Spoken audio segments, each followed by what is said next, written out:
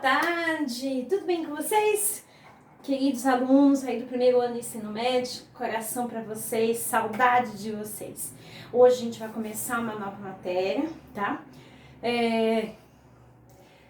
Lei de Lavoisier e Lei de Proust. Infelizmente a gente ainda vai continuar um pouquinho com a parte matemática, então calma, gente. Química não é só matemática, mas a gente vai mexer um pouquinho com as reações químicas e a gente precisa falar um pouquinho da matemática, tá? Por favor, façam os exercícios com os raciocínios, com as contas. Só a resposta nesse momento, não, tá? Eu sei que vocês sabem, mas eu quero que vocês coloquem. Lembra como eu falava lá na sala de aula? É importante colocar, é um momento de aprendizado. A partir do momento que você aprendeu, já vai estar no vestibular e aí não tem problema, mas agora eu quero as contas, tá certo? Combinado? Então, a lição que eu for deixar para vocês, façam as contas direitinho, bonitinho, tá? Um dia vocês vão me agradecer, tá bom? Então vamos lá. Primeira coisa, vamos esquecer um pouquinho o que vocês estão vendo aqui, não é para ninguém ficar desesperado, tá? Porque é simples. Vamos pensar na produção de um bolo, né? Quem não gosta de um bolo, uma torta, enfim. Vamos começar lá na cozinha, junto com a mãe ou com quem faz, prepara os alimentos de vocês, tá certo? Vamos lá, para fazer um bolo, o que a gente coloca? Vamos lá, vão me ajudar? Tô ouvindo vocês daqui, tá? Então vamos lá, farinha, leite, ovos, fermento, né? Aí vocês misturam tudo numa bacia, mexe tudo, unta a forma, coloca essa mistura na bandeja, na forma e coloca no forno, certo? Então, o que vocês misturaram? Leite, farinha, açúcar, que mais? Chocolate, enfim. Tudo isso que vocês misturam, nós chamamos de reagentes. Reagente, matéria-prima, ingrediente. É o que você mistura, tá? Isso chama-se reagente, tá? E o forno é como se fosse a reação, é onde vai acontecer. Dali o que vai ser tirado? O bolo. O bolo, para mim, para nós, é o produto, é o que se forma. Então, reagente é o que eu misturo e produto é o que se forma, tá? Nesse caso, eu tenho vários reagentes e apenas um produto. Em outras reações químicas, pode ter mais de um produto? Pode ter, tá certo? Então, vamos lembrar o seguinte. Então, vamos supor, você vai somando as quantidades de materiais. Então, 100 gramas de farinha, 50 gramas de fermento, e aí você vai misturando tudo. Ao final, se você colocar a bacia, né, o pote lá que você vai fazer a mistura, em cima de uma balança, tudo deu 1 quilograma, tá?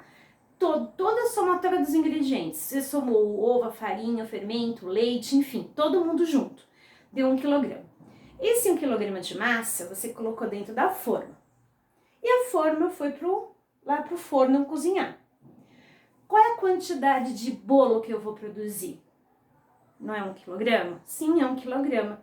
Se tudo que eu coloquei de reagente, que eu misturei, deu 1 quilograma, a massa deu 1 quilograma, o bolo também vai dar 1 quilograma. Então, o que eu consigo entender dessa explicação?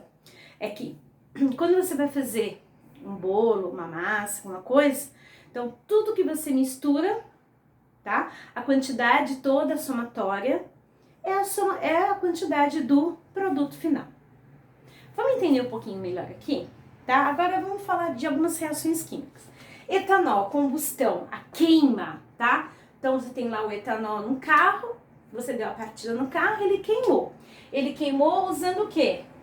O oxigênio da atmosfera. Então aqui teve um aquecimento para poder haver essa queima, tá? Então assim,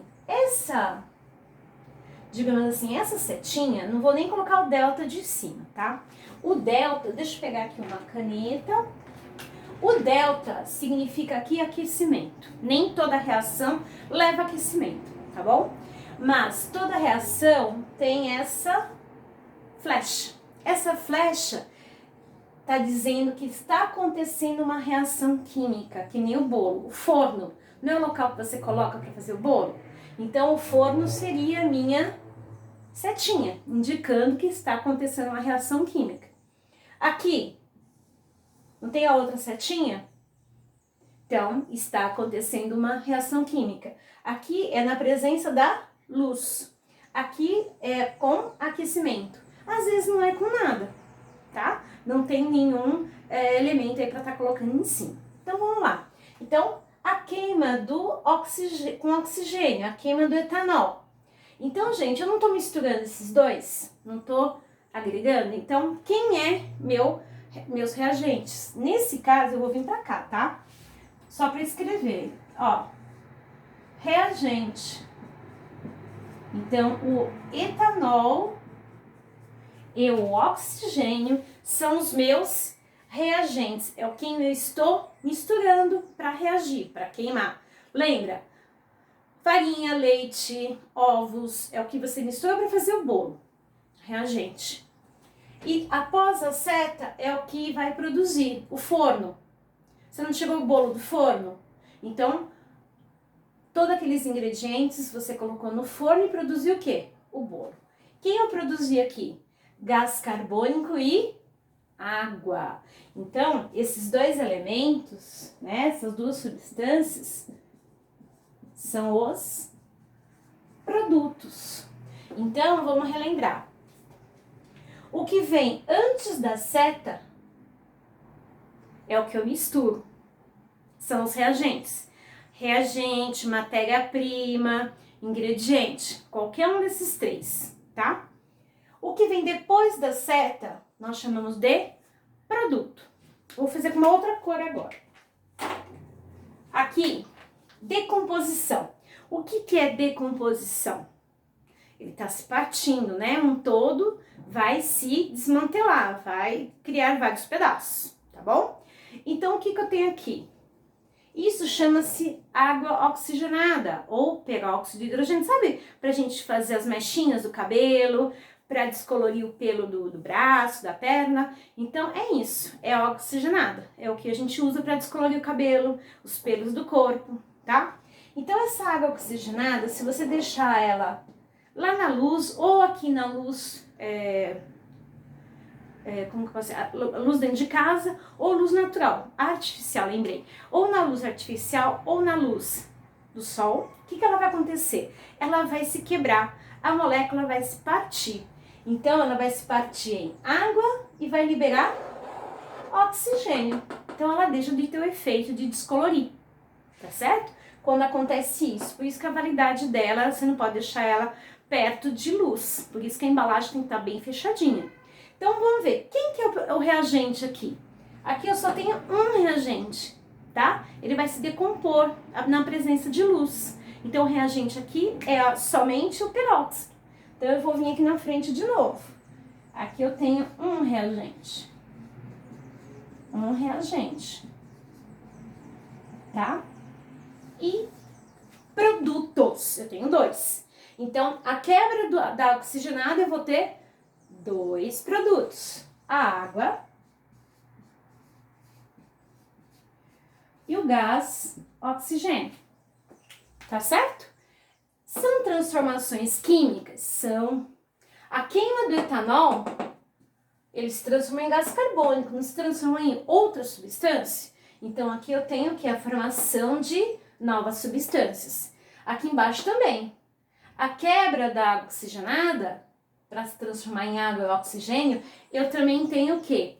Uma transformação química, tá? Então, está se transformando em novas substâncias. Então, daqui para frente, é o que mais a gente vai ver. São transformações, reações químicas. Tanto faz fenômenos químicos, transformações químicas, reações químicas. Tá certo? Até aqui, beleza? Então, tá. O material que eu vou deixar para vocês são dois materiais, tá? O primeiro aqui é a reação, no caso, as leis de Lavoisier e lei de Proust. Falei um pouquinho das reações, agora eu vou direto no exemplo. Eu deixei aqui um exemplo que eu vou falar do começo ao fim, 1 e 2. Então, eu vou começar primeiro e e depois eu vou pro segundo, vou fazer um vídeo B para ficar calma. Não adianta nada a gente correr, explicar tudo corrido e ninguém entender nada, tá? Então eu dou uma tabela, tá? O que eu tô falando aqui? Eu tô falando da queima do carvão. O carvão representado pelo elemento carbono, tá? Ele está sendo queimado com o oxigênio, produzindo, então aqui teria uma setinha, tá? Uma setinha, aqui um sinalzinho de mais e aqui também, produzindo gás carbônico e cinzas, porque a gente sabe que tem uma quantidade de cinzas lá no final do churrasco. Então é o que produz. E toda reação de combustão, de queima, tem uma liberação de energia, tá certo? Há uma liberação de energia, porque é uma reação exotérmica, libera energia, toda a combustão. Então vamos lá, aqui eu fiz 3 vezes a queima do carvão em quantidades diferentes. Então eu tenho 150 gramas, 60 gramas, 23 gramas. Então nós fizemos 3 experimentos, tá? Verificando quantidades diferentes de combinações. E a gente vai ver algumas semelhanças, tá? Pra gente comprovar as leis dos dois. Então vamos lá. A letra A, o que pede a letra A? A letra A pede: some as massas dos reagentes da amostra 1. Então ele quer que soma 150 mais 320. Então vamos lá. 150 mais 320 dá 470. Beleza. Aí ele pede também para que eu some os produtos e compare. 442 mais 31. Então eu somei, tá? 150 mais 320 dá 470. 442 mais 31 dá 473. Essa diferença de 3 gramas não é nada, tá? Então, assim, é um erro, tá? Como qualquer reação pode acontecer, então praticamente a gente considera esses dois valores iguais, o erro é muito baixo. Então, o que eu noto aqui? Que a somatória das massas do reagente são iguais, ó, é igual à somatória dos produtos, tá? Olha lá, eu somei os reagentes, eu tenho uma igualdade, ó, é que nem o bolo. Eu não somei todos os ingredientes do bolo, não deu 1 quilograma? Quanto de bolo eu vou produzir? 1 quilograma. Então, as massas são constantes, tá? Segunda reação. Aí, na letra B, pede para que a gente some da amostra 2 e da amostra 3, da mesma forma, e compare, tá? Então, eu vou somar as massas dos reagentes e as massas dos produtos. Então, vamos lá. Aqui, ó, do segundo ensaio. 60 mais 128, 188.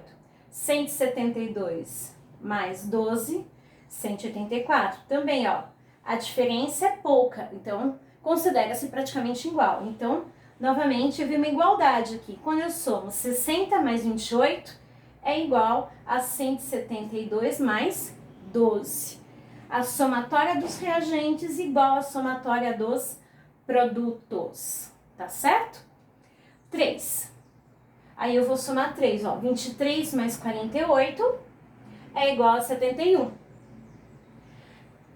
66 mais 5 também vai dar 71. Então, eu também tenho outra igualdade. Então, assim, para que as reações aconteçam, eu tenho uma similaridade, vocês perceberam? Então, elas reagem, né? Elas vão reagindo e as massas vão se conservando. Isso é a lei de Lavoisier. As massas se conservam. A somatória dos reagentes é igual à somatória dos produtos, tá? Isso vocês vão poder aplicar lá nos exercícios, tá bom? Bom, letra C. Agora a gente vai ver as proporções. O que é proporção? Vamos supor, a massa do oxigênio quantas vezes é maior que a massa do carbono? Ou a massa do carvão, quantas vezes é maior que a massa de cinzas, entendeu? São as proporções. Então, aqui tá pedindo o seguinte, na letra C. Calcule a razão entre a massa do carvão e a massa das cinzas nas 3 reações. Então, foi o que eu fiz. Então, 150 dividido por 31, 60 dividido por 12 e 23 dividido por 5. Fazendo essa razão, eu percebo que, mesmo em quantidades diferentes de reações, a proporção de carvão utilizado e de cinza que sobrou é a mesma, ó. Tá certo? Então, as reações acontecem com quantidades diferentes e as proporções, né, se mantêm. Ou seja, o carvão será sempre 5 vezes maior do que as cinzas, né? Para você, vamos supor, se aqui não tivesse a quantidade de cinza e você conhecesse essa proporção, você saberia que aqui mais ou menos seria 5 vezes menor do que a massa do carvão, tá? Então a proporção se mantém, independente das quantidades que você use, as proporções de combinações, de reações se mantêm. Isso é a lei de Proust, da proporcionalidade. O que é isso? Novamente, ó.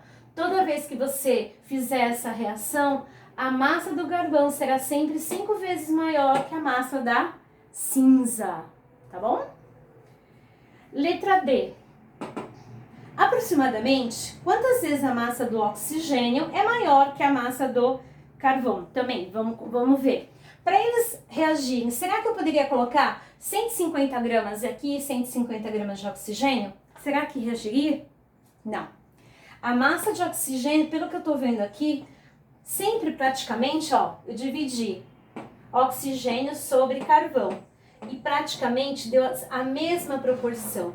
Para que essa reação aconteça, para que a combustão do carvão aconteça, a massa do oxigênio, ela tem que ser o dobro, ó. Basicamente, ela tem que ser o dobro para que ela possa reagir, senão ela não acontece. Não pode ser qualquer massa, né? Você pode fazer outras combinações, pode fazer com outras quantidades, desde que elas se combinam. Então, por exemplo, se você colocasse 150 de carvão e 150 de oxigênio, aconteceria? Não. Não pode ser simplesmente uma quantidade de outra, não pode ser aleatório.